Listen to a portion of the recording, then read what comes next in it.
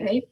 So animals that feed on fallen leaves and twigs and other dead organic material, and most of the time we're talking about invertebrates when we're talking about detritivores. So they also depend heavily on mutualistic relationships with microbes that also help to break down cellulose, right? So similar to what we said with herbivores. So they have symbiotic relationships as well in their guts with microbes to help with this. Okay, so those are ways of acquiring nutrients. And now we'll talk a little bit about nutritional needs. So animals require mineral elements and 20 amino acids, right? And 14 of those amino acids are considered to be essential, must have those.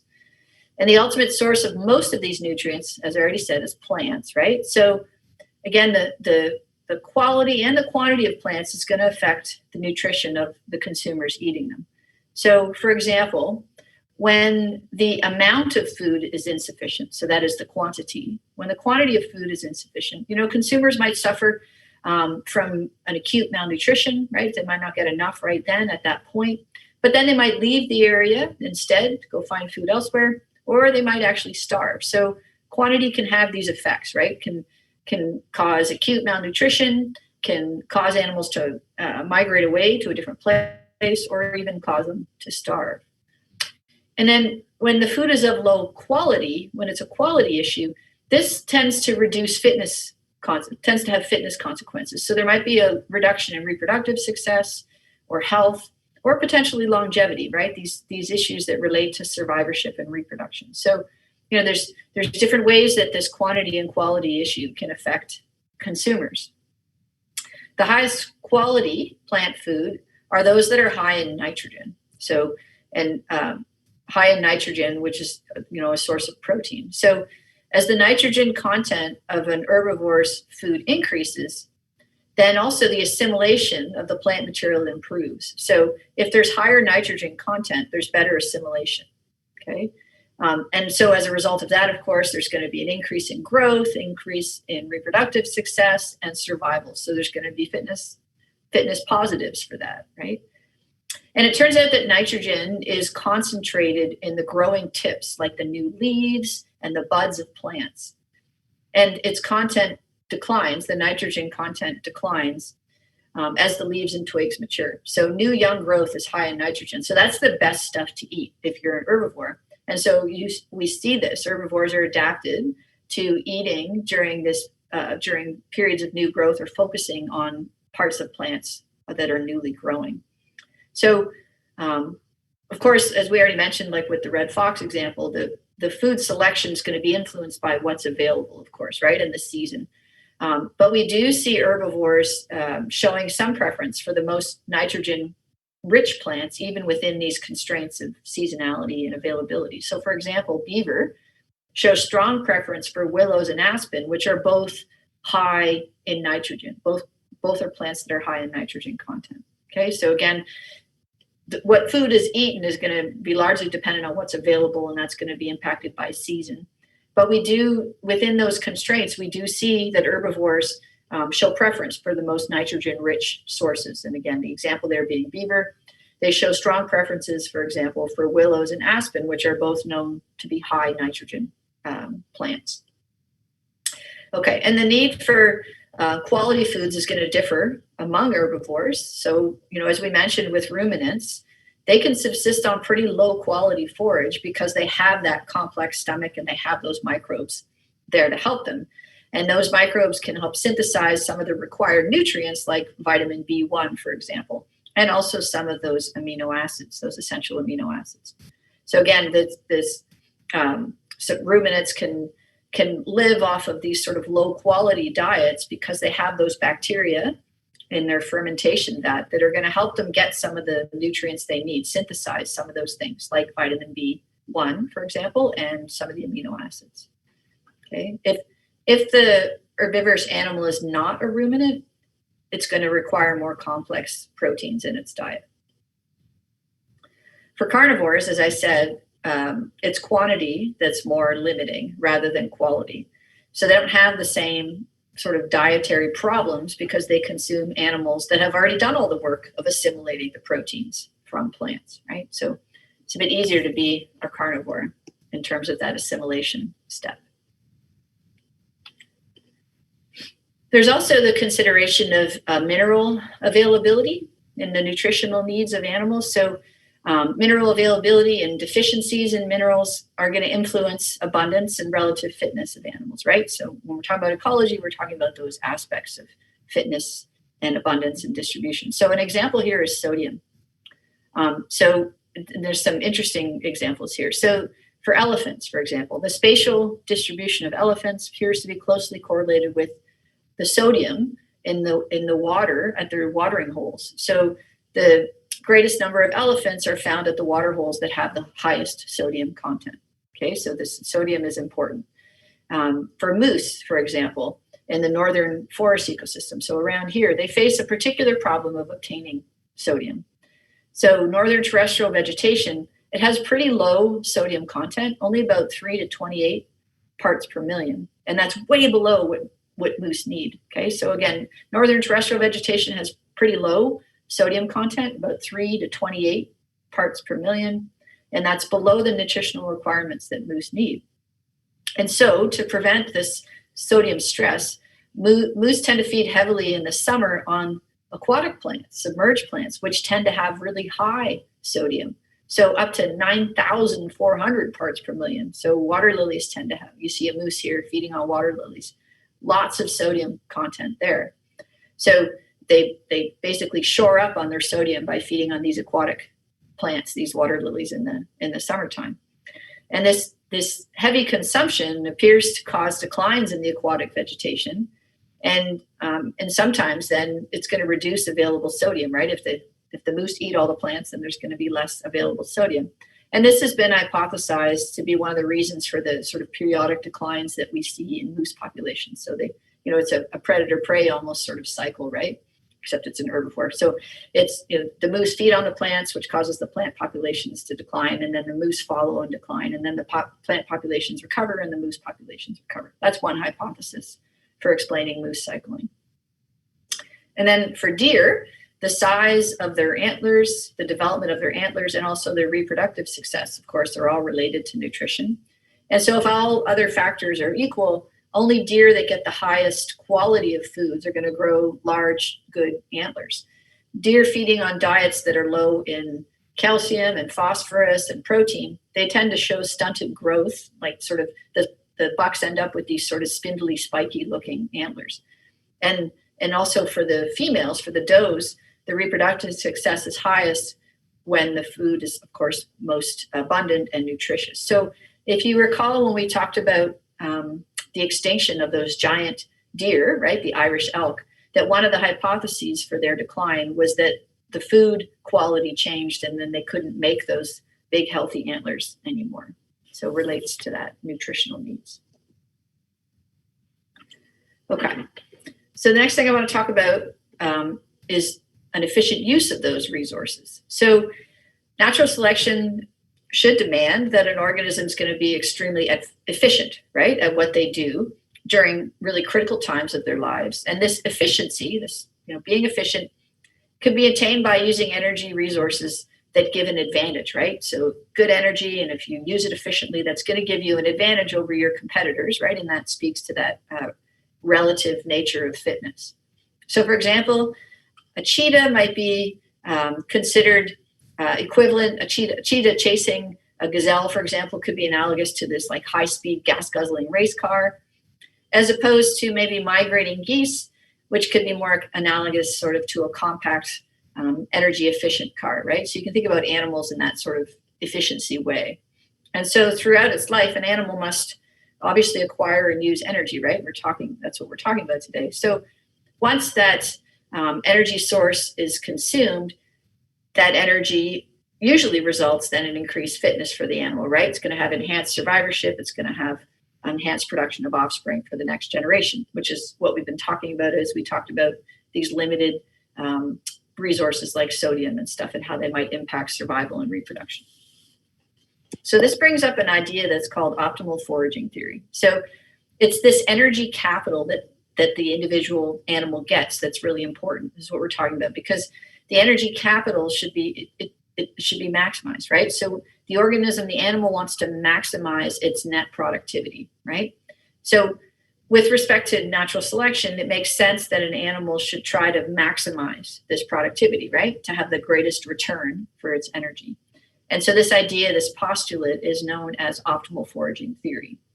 So this theory states that an organism should focus on consuming the most energy while expending the least amount of energy, right? So you want to spend the least while getting the most, right? So you're, again, maximizing the net productivity, okay? And that's the premise of this idea of optimal foraging theory. So the understanding of many ecological concepts like adaptation and energy flow and competition hinge on the ability to understand how animals are selecting certain food items, right? So the ability to sort of understand this what and why and how animals select certain food items. And so you're going to study this idea of optimal foraging theory in the lab today, in today's lab. So we're going to go over it briefly here, but then Natalie's going to talk to you more about it this afternoon. And your exercise will actually be to determine if you are an optimal forager. We've made some adjustments to how the calculations are done so you can figure out if you're a forager. So you are to bring your lunch to lab this afternoon. Okay. All right. So there's some considerations that animals can make when they're foraging, right? So there's 3 aspects here we're going to consider. So the first one is whether to be a specialist or a generalist. Okay, so animals can be specialized and eat only one type of food, right? And they, on the other hand, though, they could be more general and opportunistic, right? And feed on lots of different types of food. And opportunists, those generalists, are usually more successful, right, at optimizing their net production because they can consume lots of different types of food and they're not dependent just on the distribution and abundance of one particular food type. So you can think about the contrast of koala bears eat only eucalyptus leaves versus a rat, which pretty much eats anything, right? Okay, and I'm going to come back to that specialist versus generalist aspect. Another thing to consider is handling time. So this is the amount of time. Remember, we're trying to minimize the energy input to maximize the energy output. So handling time is the amount of time that an animal takes to gather and consume a food item. So that costs a bit of energy, right? So if the animal is a predator, this handling time then would be the time it takes to chase down, kill, and eat the prey, right? For a nut gatherer like a squirrel, it would be the time to gather, shell, and consume the nut. Animals that make optimal decisions regarding the theory is that animals should make optimal decisions regarding what types of food they're going to eat. So for example, one type of fruit or nut might be really high in calories, like energy content, but might be really rare. So it's going to take a long time, that handling time part, to gather it and shell it. So is it really worth it, right? That's what it speaks to. There might be more nuts available which have a lower caloric content, and so there's less time spent searching for those. Right? And then the third point here is food resources and profitability. So animals have to make decisions and considerations based on the resources that are available in their environment, right? So thinking about that abundance and distribution part. So what if an animal lives in a sort of poor quality habitat where there are a number of different foods, but they're really sparsely dispersed around? So what would be the optimal decision for that animal? If a forager is consuming only the most desirable kind of food, it might take a really long time just to find that one type of food in its environment. So it risks starvation, right? But if it ate several different kinds of food, regardless of whether they were the most energy efficient, it would spend less time hunting and foraging. So that means a little bit more time for other important life processes like reproduction, right? So there's these sort of food resources and profitability aspects to consider. So I want to back up for a second just to look at this idea about specialization versus generalization. And I've adapted this figure that actually is something that I use to talk about niche partitioning, but I've adapted it to this discussion of specialization versus generalization. So we have on the x-axis the food resource gradient in this case. So some range of food availability here, and then on the y-axis some fitness, right? So whatever units of fitness, just doesn't matter what the scale is. It's just a representation of fitness. And so you could have this generalist forager who's in orange, or you could have this specialist forager who's in blue. And so basically under the two curves, there's the same area, right? There's the same sort of overall fitness area, or same overall output. But what's different is that the generalist can feed across lots of different types of food, but the peak of fitness is a bit lower, right? As opposed to the specialist, which feeds on a very narrow range of food, but has a high fitness when it gets that type of food, right? So this is sort of again, the same area under the curve. So it represents a trade-off because energy is finite, right? So, you might ask, well, why be a specialist if it's hard to find that particular food item? And it's because if you can be a specialist, you're maximizing fitness at a higher level, right? Under that specific food type. Okay, so I mentioned that term profitability. So an optimal diet can be defined as one that gives the highest net productivity, right? So the profitability, the highest profitability. So profitability is P, and it's equal to the energy gained, which is represented by E, divided by the handling time, which is identified by the H. And so it gives you a profitability value in calories per unit time. So calories is the energy and how much time it takes to get those calories. Okay, so again, E is the amount of energy in calories that you get from that prey item. And handling time, this includes, again, the capture, the killing, the eating, and digesting. And so that calculation of E divided by H gives a profitability value for that prey item. So optimal foraging theory uses predators as the object of analysis. Oh, I see some chats. Hold on a sec. Move over to the chat.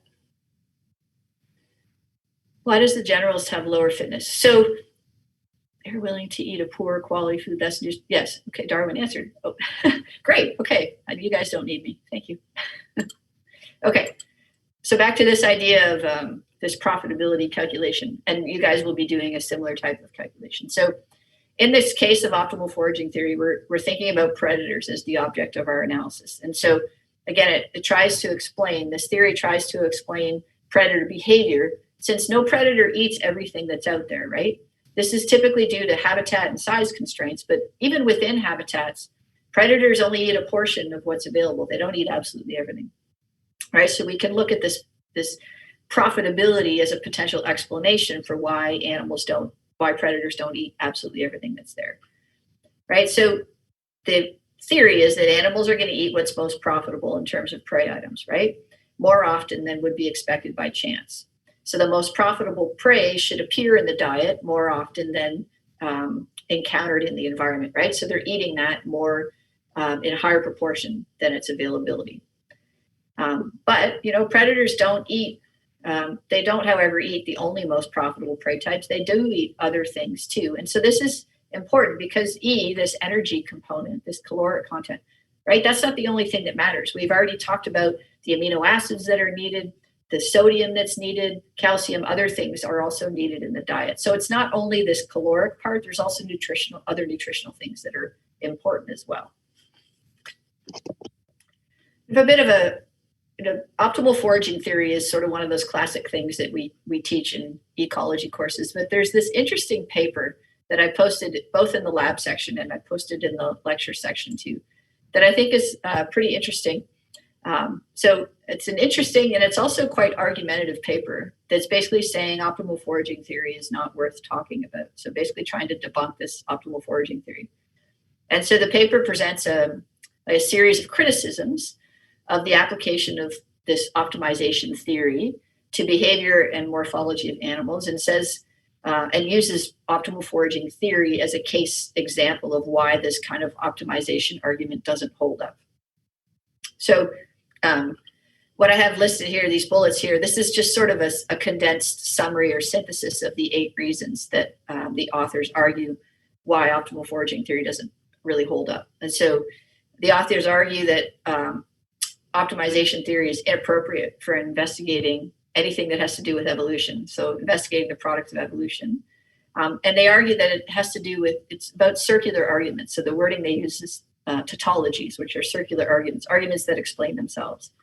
And they talk about that the rewards and the activities that animals do to feed are not independent, and so you can't really make arguments. And they argue about natural selection really is, we're talking about evolution, the thing that matters is successful reproduction to the next generation. And so and if you're a good forager, then aren't you just having better successful reproduction? So you can't actually separate those things. And they talk about evolution does not solve problems. Animals are not designed to do certain things. Optimal strategies may not actually occur in nature, and optimal strategies are untestable. Remember, we talked about the importance of evolution by natural selection being a testable hypothesis, right? A testable idea. And so these authors are arguing that optimal strategies are not testable and that they have not actually been upheld, and that this claiming a heuristic value is an excuse for failure. So this heuristic value, this is basically the idea of keeping things simple so that they're understandable. But the argument from the authors is that you do a disservice to science by doing that, right? We should be doing rigorous science. So again, the authors argue that optimization theory is inappropriate for investigating things about evolution. Animals should not be expected to be optimal. It's not possible to actually test that they're optimal, and that none of the optimization models of foraging have been supported by data. So this is their claim. And they claim that appeals to this, again, heuristic value, this sort of mental shortcut of optimal foraging theory are inappropriate because they encourage, unjustified interpretation of behavior of animals. It simplifies it too much. So that maybe as I'm reading this paper, it makes me wonder, so by teaching you this content of optimal foraging theory, am I making a mistake? But then, that's a rhetorical question. But again, lots of the stuff we talk about in the course are hypotheses and explanations for different things. And you have to use your critical brain, right? You have to think about it and decide whether or not you think that this is a waste of time or not from your perspective. I think it's important to learn about it, and then you make a judgment based on the evidence you have about whether or not you think it's a valid hypothesis. And we have a later lecture where I talk about these sort of ecological rules, these rules in ecology. And some of them have been supported and some haven't, et cetera. So my point here is I want you to think critically. So one of the things I found interesting about this paper too is that in a lot of places it's rather hard to understand. It's not written in a really graspable way in some of the content. And so I was thinking, if you really want to make an argument to have people think differently, you should write it in a simple enough way that people can actually follow it. But there's also at the end of the paper, there's something they call an epilogue. So this paper is sort of a comment, so it is written in a bit of a different way than your standard scientific manuscript. But they have this epilogue at the end, and I want to read it to you because I think it's pretty attacking and sort of flippant. Anyway, so it says, optimization theory has no place in current evolutionary thought. Its use is a throwback to the comfortable determinism of divine creation, to the endeavors of natural philosophers seeking to demonstrate the wisdom of the creator. And so they quote a point by Haldane. If you remember, Haldane was one of the names I mentioned when I talked about the evolutionary synthesis. So Haldane's a famous evolutionary biologist. So Haldane observed that there are 4 stages in the normal process of acceptance of a scientific idea. The first, this is worthless nonsense. The second, this is interesting, but perverse. Third, this is true, but not very important. Fourth, I always said so. So this is the sort of evolution of the process of scientific thought, which I think is really quite funny. So criticisms of optimal foraging theory have met with all 4 of these responses, right? It's worthless, it's interesting, but perverse. It's true, but who cares? And I always said so. So these criticisms of optimal foraging theory have met with all 4 of these responses, but the current literature suggests very little change in the way ecologists think about foraging behavior. So the authors conclude with, so which excuse is it to be this time? So again, so just think about it. Think about whether you think when you do the lab exercise, think about whether or not it's a valuable way to think about how animals, predators in particular, forage.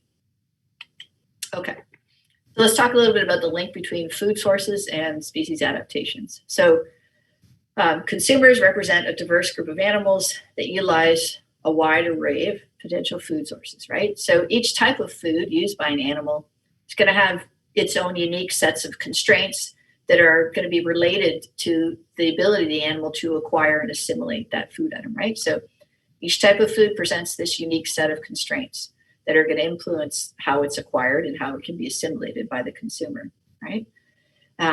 So these constraints can influence, of course, then the evolution of characteristics that are related to getting the food. So it's going to influence the physiological, the morphological, and the behavioral traits for acquiring that food resource. And so if you think about the morphology, for example, so the morphology of each species allows it to exploit a given food resource, but it also then, it's going to restrict the species' ability to exploit a different type of food resource, right? There's that idea of a trade-off again. If you specialize in something, it means you might not be able to utilize other food resources. So if you think about this for birds, the morphological characteristics that are needed to get nectar out of a flower, like think about a hummingbird with its long beak and its very long proboscis that it can go down into the flower and gather the nectar, right? That type of adaptation for feeding means that that animal, that hummingbird, is not going to be able to crack a nut and eat seeds, right? It could never get a black oil sunflower seed out of your bird feeder with that little beak and that long proboscis, right? So again, so the morphological characters required to extract nectar from a flower are going to be very different than those required to feed on insects that are visiting the flower, or even to feed on the flower's seeds, right? So again, a hummingbird has this long proboscis that allows it to consume nectar from the long tubular flower, but it can't eat seeds. Another example here are Darwin's finches, right? We talked about these briefly before. So certain beaks are better for eating specific seed sizes, right? So finches would go extinct if they didn't have the right size beak for the seeds that are available in their habitat on their island. So on the Galapagos Island finches, for example. So the morphology of each finch's beak reflects the constraints of the food resource and the associated foraging behavior to get that food source, right? So we've got these robust beaks for these guys that eat seeds, right? And then a little pointy beak for those that are eating insects, then a longer pointy beak for those that are, scooping out grubs, and then even those that use a tool, right? A beak that's good for holding that tool, okay? Okay, so now we're gonna move on to a bit of a discussion about bioenergetics. Okay, so far we've talked about methods of feeding and nutrition. So now we're going to talk about how animals partition that energy once they get it. So once they assimilate the energy from their food, what do they do with it? And so every animal has a limited amount of resources that are available to put into its budget, right? So there's maintenance and foraging and growth and reproduction.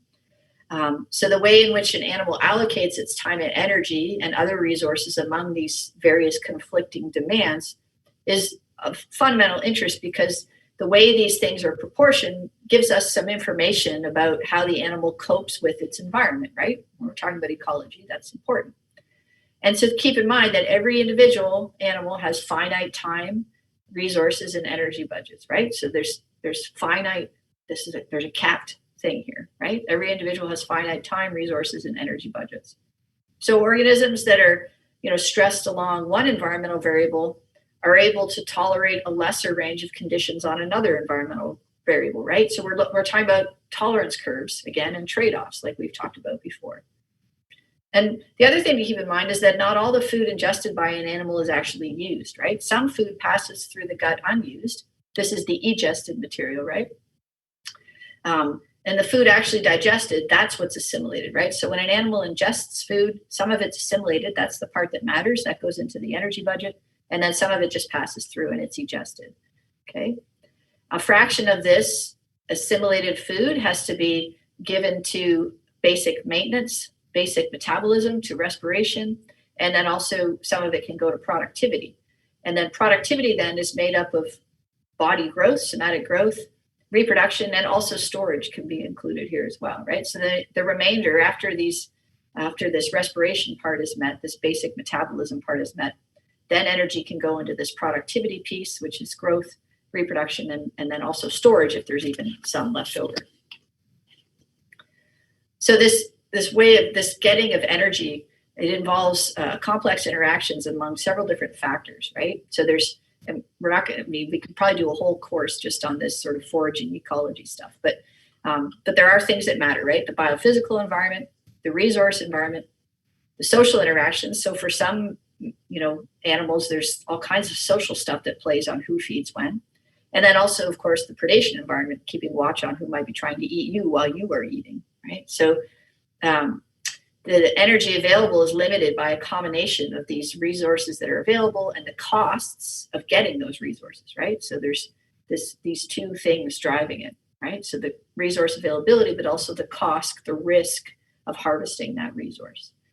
And so because of the conversion of food, those resources into usable energy, this is an oxidative process, right?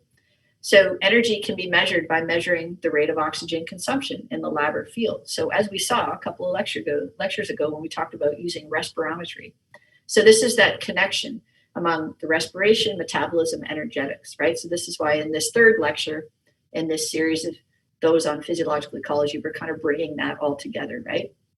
That respiration, metabolism, and energetics pieces. Okay. All right, so I already mentioned this, right? Animals have limited resources, and ecological energy budgets then estimate the patterns of this energy allocation by individuals to the competing functions that they have to meet. So the main categories are maintenance and production. Okay, so and I've got a pie here just to give that representation that there's finite resources and they can partition things inside that pie to different needs. Okay, so maintenance basically includes basic maintenance. That's that respiration piece, right? That metabolic basic homeostasis type bit.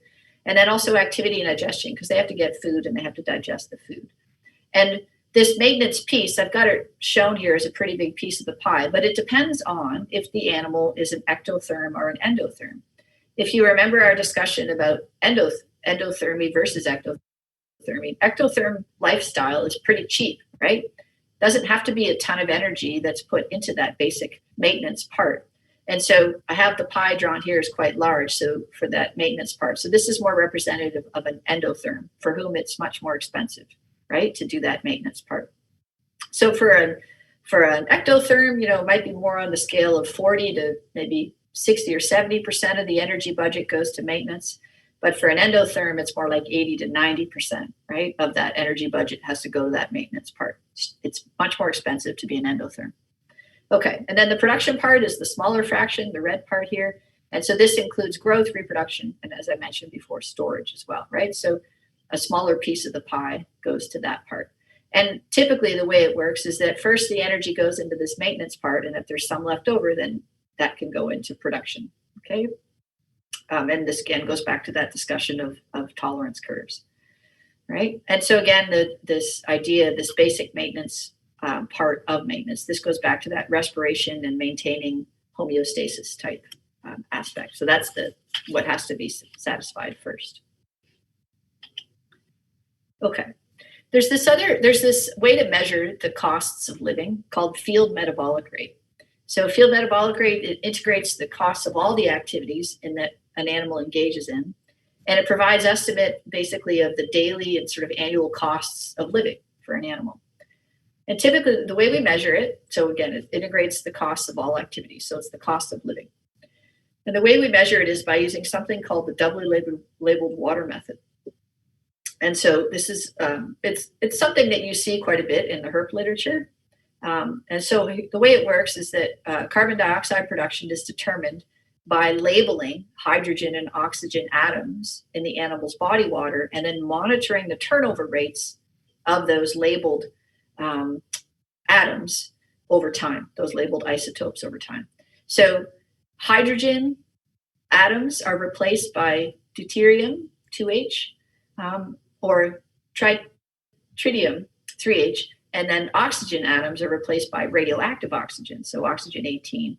And then a small amount of this doubly labeled water is injected into the animal, and then you take a sample from the animal over time and you look at the disappearance of the labeled hydrogen and oxygen atoms over time as you recapture the animal. You sample and assess. And so from this change in isotopes, you can then calculate the CO2 production. And then you can calculate that to an energy equivalent. So this method, this double labeled water method, is described in this Nagy paper if you want to know more about it. But it's been applied in a few different studies of herps. There is a limitation to it, though. It only works really for terrestrial species because, for example, for aquatic animals, their water flux rates are so fast that the isotopes reach background levels before you get a chance to really get a good detection in the difference. So it's useful for terrestrial animals, like for snakes, for example, terrestrial snakes, it can be used. So And so the way it's been applied is to look at annual energy budgets for animals in the wild. So we're going to talk a little bit about this paper by Steve Beaupre about field metabolic rates and energy budgets of rattlesnakes. So this study compares the energetics of two populations of a species of rattlesnake that occur in different environments, right? So the environments have different productivities. So Beaupre examined whether differences in energy acquisition and allocation occurred between these two populations of rattlesnakes by constructing energy budgets. And so he used field metabolic rate to construct these energy budgets. So he tested the hypothesis that snakes from the population that have lower average growth rates, so snakes that have lower somatic growth rates, are going to have a smaller total energy budget. The pie is going to be smaller, and that there's going to be different allocation to that budget compared to the snakes that have a high somatic growth rate, right? So this is what he's hypothesizing. And again, this is based on these two locations, and I'll come to this, that have different productivities in them. Okay, so this is a hypothesis. So if the snakes have a lower somatic growth rate, they're going to have a total smaller budget, and they're going to have to partition things in that budget differently than snakes that come from a population where there's a higher somatic growth rate. Okay, so in terms of the methods that he used radiotelemetry, which you're going to be learning about in a lab pretty soon, and he monitored the movements of the snakes, and he used radiotelemetry to also get body temperatures of the snakes. So he used TB as body temperature, so he used temperature-sensitive radio transmitters. And he also used this doubly labeled water method to get field metabolic rate data.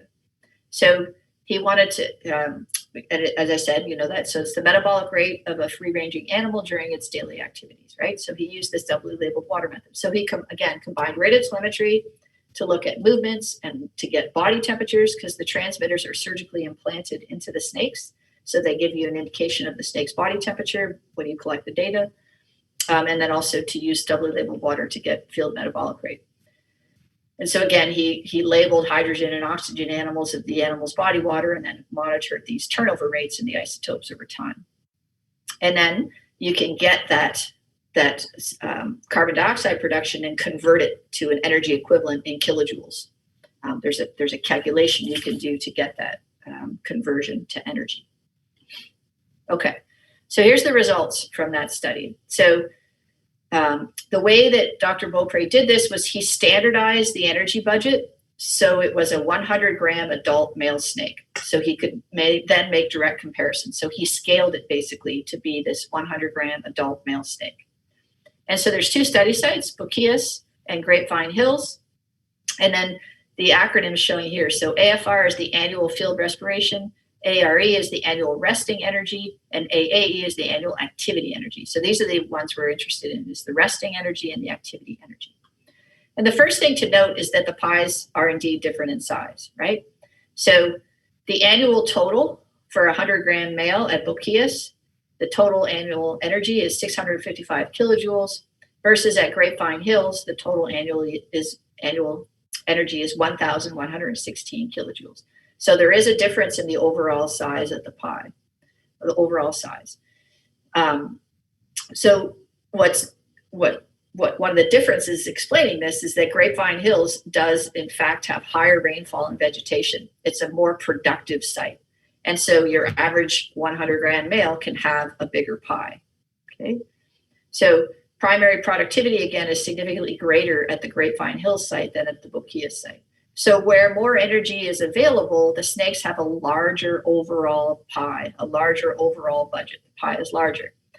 Over here in Boquillas, the snakes are limited by food, because it's a lower productivity environment, and so the pie is smaller. And also you can see that in snakes at Boquillas allocated a greater proportion of their total energy to that resting metabolism, the ARE part. So it's about 31%, a greater proportion to that ARE part compared to 19% for the snakes in the high productivity environment. And the flip side of that is that at Grapevine Hills, they could put more energy into that activity, 63% approximately versus 51%. So these guys are constrained. Their pie is smaller by the low productivity environment, and they put more energy into just resting metabolism than into activity metabolism because there's less energy available for them, right? So snakes at this Bokeas site might have compensated for the lower resource availability by reducing their total amount of energy expended, especially their energy expended on activity, right? Because it costs to be active, so they reduce that. So one of the things when you read this paper to think about, like I really like this paper because it ties together things that we're talking about, this habitat productivity, energy budgets, field metabolic rate, metabolism, it's all respiration, it's all tied together nicely. But when you look at the paper, I want you to critique it to some degree, given some of our previous discussions. So one of the things right away to note is that there's only one replicate of each site, right? There's only one low productivity site and there's only one high productivity site. So how much can you say productivity drives the energy budgets of the rattlesnakes that live there when you have only one replicate of each habitat treatment, right? So something to keep in mind. And then if you look in deeper into the paper, you'll see that there's some limitations with the sample sizes. So I'm kind of giving you the answers already when you look at it, but it's just things I want you to keep in mind as you're looking at the papers that go with our lectures.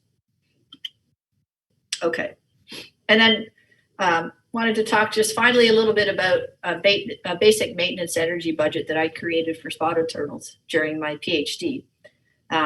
So I had shown you when I talked about the respirometry, I showed you the metabolic rate, the oxygen consumption of spotted turtles at different temperatures using respirometry. So this is something I developed from those respirometry data. So as an example of an ecological study that examines bioenergetics of spotted turtles, I wanted to show you this. So my objective in this study was to figure out what the basic maintenance energy expenditures were for spotted turtles throughout their annual activity cycle. So the pie that I've got here is partitioning energy allocation to different seasons. And so the data that are here combine 2 years of field data, so 2 years of radiotelemetry data, and then also the lab study that I talked about before with respirometry. So I put those data together, the field data and the respirometry. So I didn't use field metabolic rate like the Beaupre study did, because spotted turtles are semi-aquatic, and so you can't use field metabolic rate because of that. You can't use doubly labeled water because of that high water flux rate for semi-aquatic animals. So instead I used respirometry in the lab and then combined that with my radiotelemetry data. And so what the data show when you create the pie is that basic maintenance energy varies seasonally. I found out that it didn't differ between the sexes, which was a bit surprising, but that allowed me at least to pool the sexes together to make this one big pie chart sort of thing. So the outcome is not super surprising. So this is summer, and you can see that the most expensive time of the year is summer, and that makes sense when you're talking about an ectotherm, right? Because the body temperature is going to be higher, and so when you convert that to the energy equivalent, it's going to be an expensive time of year. Versus winter, which you might expect is a really cheap time of year, right? Because the animals are cold, and so their metabolism is not fired up, and so it's a fairly cheap time of year in terms of basic maintenance. They're in a quiescence. And then the other seasons I have included here, so there's spring and then nesting season. I looked at separately because you would expect that to be an expensive time for females, but in fact, it's not really any difference in maintenance expenses compared to spring in general. And then just the fall season prior to hibernation is here, which is also not different than the cost of living in the spring. So just an example again of applying respirometry with radiotelemetry data and to look at this bioenergetic sort of aspect of things. Okay, so that was the last of our 3 lectures on physiological ecology. And so now we're going to do a bit of a review. And so I think to do this, actually, I would like to have a chat with people if we can. So maybe I'll just, I'll stop sharing my screen. Maybe you guys will still have the slide visible in front of you. And we can talk about this a little bit in terms of a bit of a review, excuse me. Okay, so the first lecture we talked about metabolism and thermoregulation. And so we had 3 different terms that we defined there. So the first one was basal metabolic rate. Can somebody tell me, you can say it out loud if you want to turn your mic on, and let me know what is BMR, basal metabolic rate.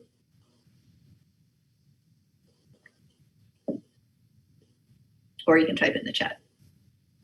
Does anybody want to have a go? Isn't it the metabolic rate of an individual at rest after ingestion and all that?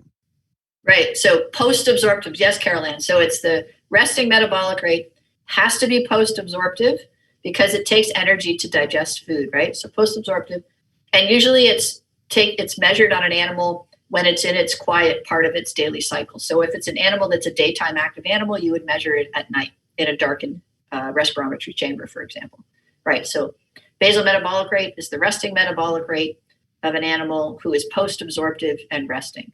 Okay. So then what is standard metabolic rate, SMR? Anybody else want to take a stab at that one? Go ahead, Jordan. It's the BMR, but when the animal's at a certain temperature? Right. So standard metabolic rate is the basal metabolic rate at a given temperature. And so typically we apply that term, standard metabolic rate, to ectotherms because their metabolic rate changes with temperature, sort of by definition, right? Great. Okay. What about SDA, that last one? And this is the one that makes it really important to measure resting metabolic rates in a post-absorptive animal. So what is SDA and who does it apply to mostly?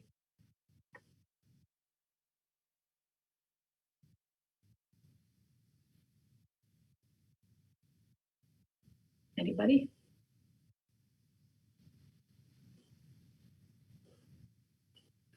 What does SDA stand for?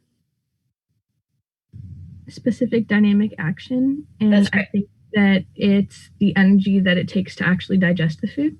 That's right, Brooke. Right. So SDA stands for specific dynamic action. And so that is the metabolic cost of digestion. And so I had a little graphic that I drew for you guys in the PowerPoint about that. So who is most obviously, which animals is it most obvious that they have this pattern in their metabolic rate when they eat?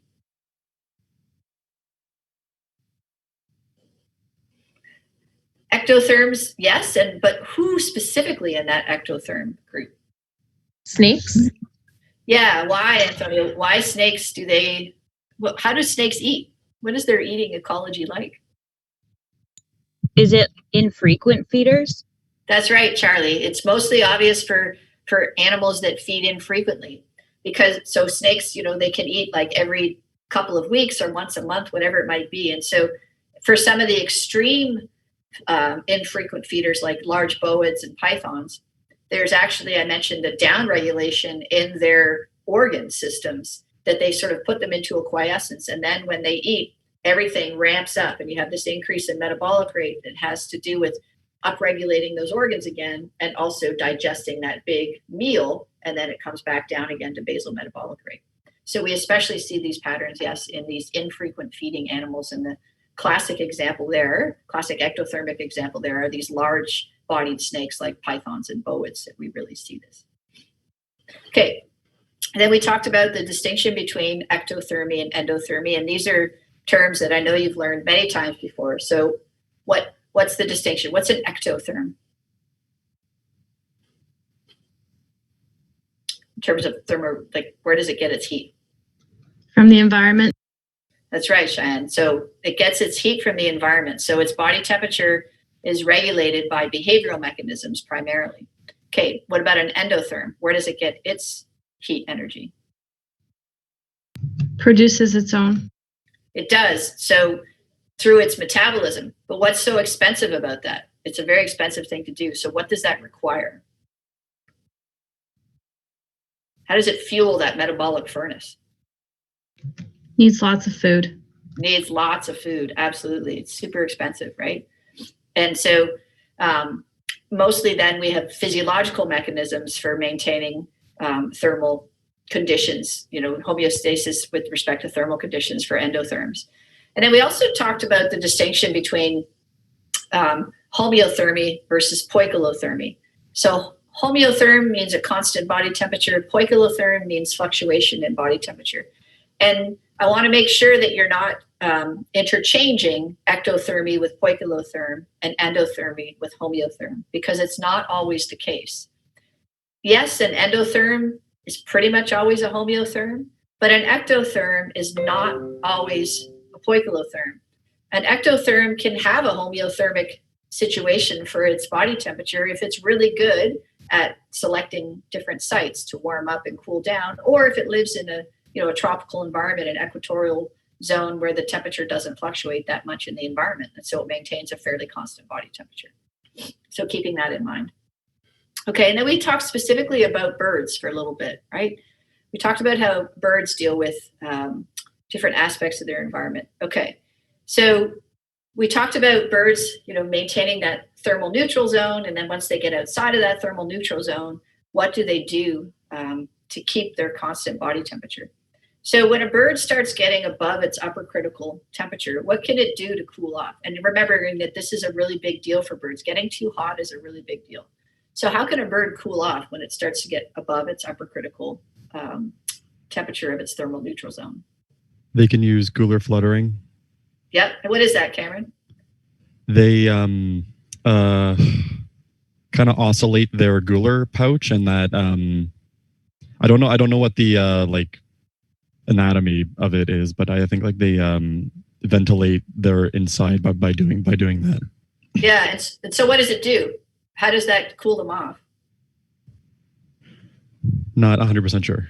It's evaporative cooling, right? So they flutter it, and it causes evaporative cooling to when the water evaporates off, it has a cooling mechanism. Because remember, birds don't have sweat glands, right? We sweat to cool off, provides that evaporative cooling. Birds can't do that.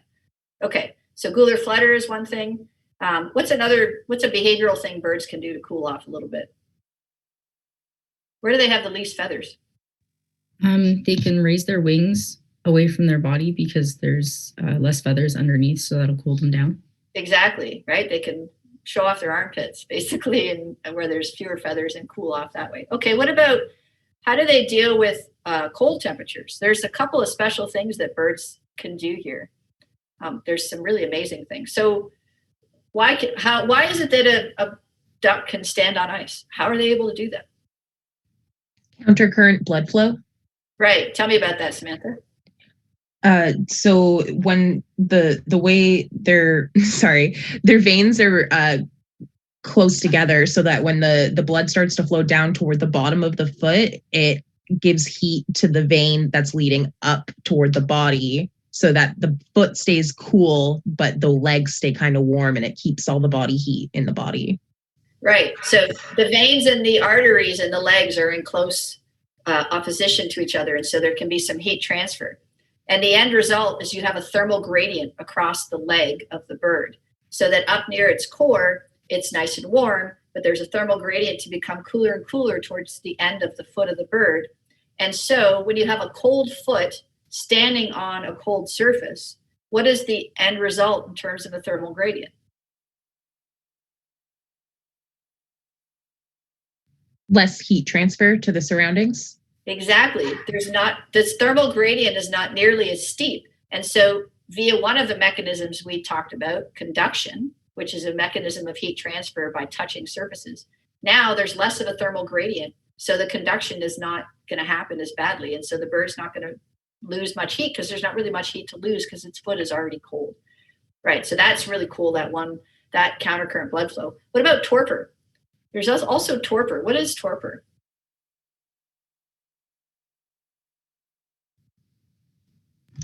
Nighttime hypothermia. Right. So what is it? So there's two types, right? There's daily torpor, and then there's also seasonal torpor. So tell me a little bit, Cheyenne, about that nighttime torpor you're talking about. So at nighttime, they basically allow themselves to drop down their body temperature by 6 degrees ish. And who could do that? Can anybody do that? Any bird?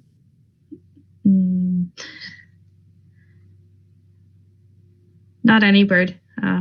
Chickadees. Smaller birds. Yeah, Jenna just answered in the chat. Right. Only small birds can do that because Small birds can let their bodies passively cool. They have to have a mechanism that shivering does not turn on, right? Shivering is the natural mechanism to generate more heat. So there's to be somehow shivering doesn't turn on. They passively cool. And then in the morning, they have to shiver to warm back up.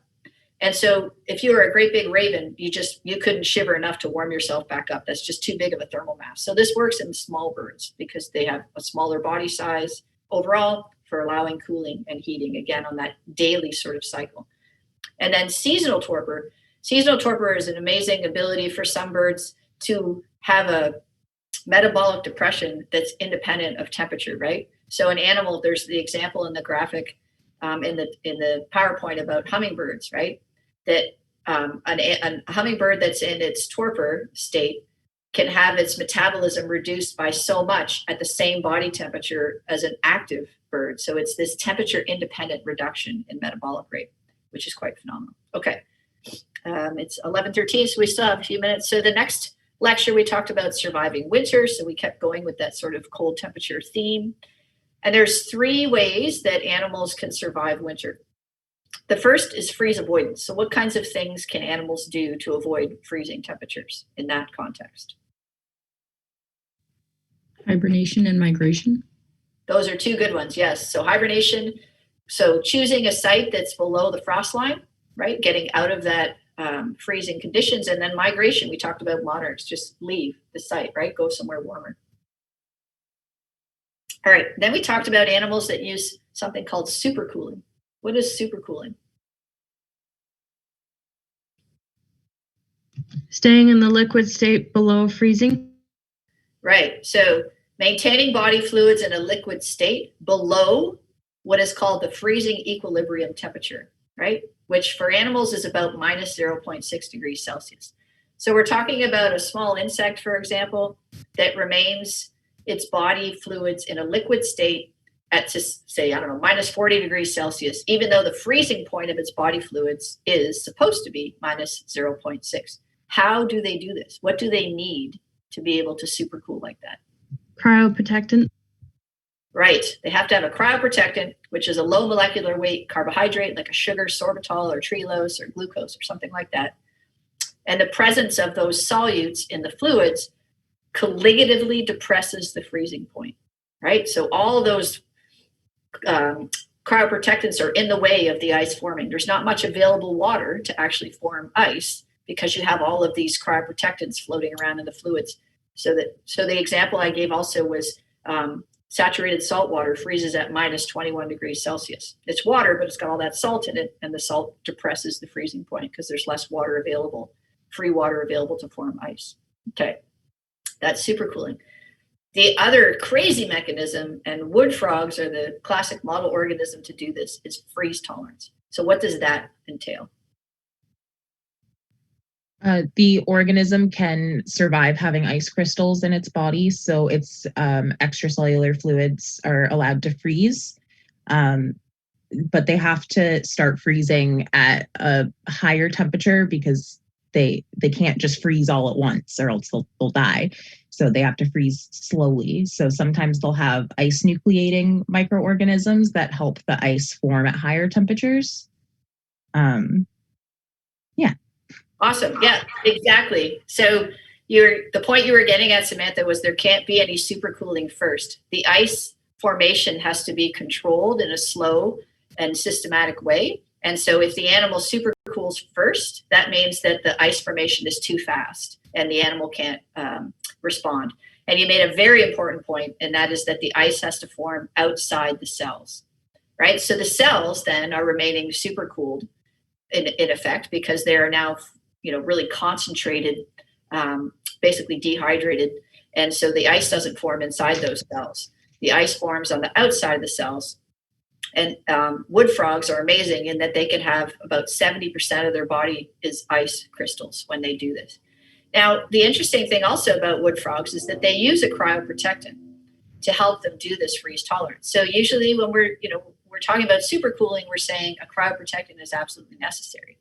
But also in the case of freeze tolerance in wood frogs, we also know that they use a cryoprotectant, but they use it to control the progression of the ice, right? And they use it also to set up the concentration gradient that means that the ice is forming outside the cells. That glucose concentration gradient, they use glucose as their cryoprotectant. And that also creates this concentration gradient to dry out the cells, this sort of intentional dehydration of cells, to make sure that ice is not forming inside those cells. Okay, awesome. Okay, and then today we talked about foraging and bioenergetics. We talked about nutrient acquisition. We talked about the different ways, herbivory and carnivory. That for herbivores, the problem is quality of food, and for carnivores, the problem is quantity, getting enough food. Because for a carnivore, what it's eating is already similar to its own chemical composition. So the assimilation part is actually quite easy, but getting enough food is a bit more of a challenge. Talked about optimal foraging theory, and you're going to talk more about that in the lab today. And we talked about some arguments against maybe why we shouldn't actually talk about it. And then finally, we talked about energy budgets, the idea being that animals have finite resources, and so they need to partition their pie across the different life functions that they need, and that there's a maintenance part and a productivity part, and that the maintenance part tends to be the bigger part, and then the productivity part is what they can allocate after they've met those basic maintenance sort of requirements. And that productivity includes reproduction, growth, and storage if there's anything left over. Okay, so that's everything from my end. We have 1 or 2 minutes left if anybody has any other questions or comments they want to bring up, either in the chat. Will we be getting a syllabus on what to focus on in each lecture for the midterm? So for the midterm, I can say focus on whatever I've said in lecture. So the lecture notes is what you need to study. Again, you don't need to go beyond those. If you want to look in the textbook, that's just the Principles of Ecology textbook is what I mentioned. That's just supplemental stuff. What I'm going to test you on is what I've talked about in lecture. And these discussions that we're having at the end of the lecture, those are good ways to think about how you might want to study. I have another question that says, do we hand in the peppered moth lab only or the bean lab too? You only hand in the peppered moth lab table. That is the only thing you need to hand in. The bean lab exercise was for you to do. So the data have been posted in D2L for all the lab sections. So I encourage you to do that on the PDF for the bean lab, but you only hand in a table for the peppered moth exercise game. Okay. Are there any other questions or comments? I hope everybody's doing well.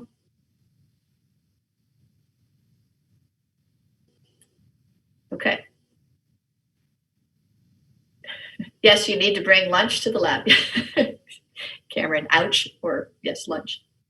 Bring your lunch to the lab. Know a little bit about what went into your lunch when you get to lab. You can. Do we heat it before? Do you mean eat it, Carolyn? I'm not sure. Whatever you're going to have for lunch, bring it with you. You can eat while we do the lab heat. Okay. Yeah, bring it with you. Colin asks, did I put my turtle in the fridge yet? No, he's still here, but he is right now laying on his basking rock with his head down sleeping. So I think he really wants to go into the fridge pretty soon. And I was actually thinking of doing that this Thanksgiving weekend. I think I might put him into hibernation. I got to wait till he empties his gut first. I don't want to put him in hibernation with any food in his gut because that would be bad for him. Okay, it's 11:20, so you are free to go from the lecture, and I'll see you this afternoon, but I'll hang around for another minute or two if anybody has any questions. What if you're not hungry during lab? Then bring your lunch anyways, just so we can do the optimal foraging calculations. Bring something that we can use to do the calculation.